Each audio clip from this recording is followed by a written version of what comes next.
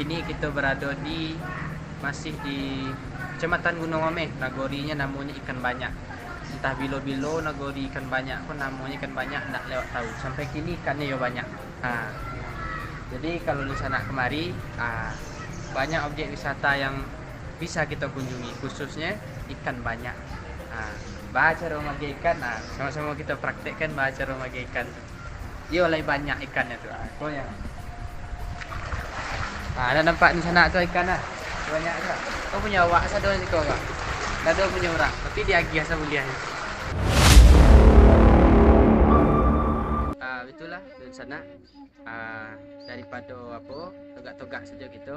Mari kita tengok rumah Tan Malaka itu sampai kini, perkembangannya ataupun bentuknya sampai kini, bisa kita tengok.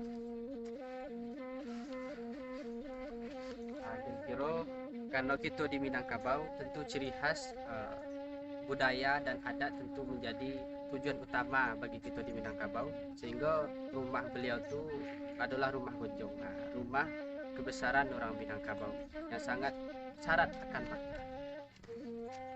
Jadi kini kita lah berada di dalam rumah Bapak Tan Malaka. Jadi isi di dalam, mari sama-sama kita tengok.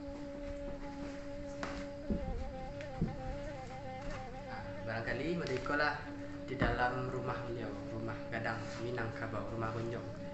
Jadi banyak siko penghargaan, foto-foto beliau semasa dahulu yang telah dipajang. Ada baju, ada tempat tidur beliau, ada buku-buku, dan banyak ranji kaum beliau.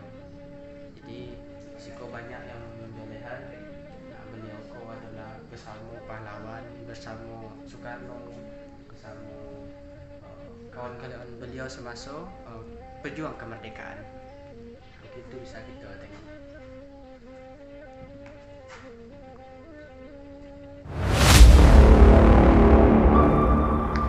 Jadi kini di sana kita menuju Tompek Telempong Batu di Telangono. Itu wisata sejarah dan mistik. Banyak mistiknya, mari kita sama-sama kita tengok. Jadi kini khususnya kita berada di Telempong Batu, wisata sejarah yang harus kita lestarikan. Untuk lebih jolenya sejarah ataupun perkembangannya Telempong Batu itu kita minta jelasannya juru yang paling ahli. Kita kini bersama Bapak Aril Afrizal. Jadi itu Pak, jadi bercerita lah Pak tentang Telempong Batu itu. Ya, Telempong Batu adalah salah satu barang peninggalan Suaka yang telah terdata di pemerintahan sejak dari tahun 85. Mengenai sejarah Telempong, sabalun batu Telempong ke Basobok dan kita di Basobok di siko dek masyarakat kira-kira pada abad ke-2 balik. Ada salah seorang warga masyarakat kita bernama Samsudin ke pada satu malam mimpi didatangi oleh titik-titik cahaya yang berserak di sekitar tempat tinggal. Bahkan mimpi itu pun tak semalam, sampai 3 malam dia mimpi mode itu. Maka di hari nangka berikutnya coba cari dari api dari mimpi. Maka setiap titik cahaya yang ada dalam mimpi itu batu ko lah bersebut di beliau. Batu ko di tubuhnya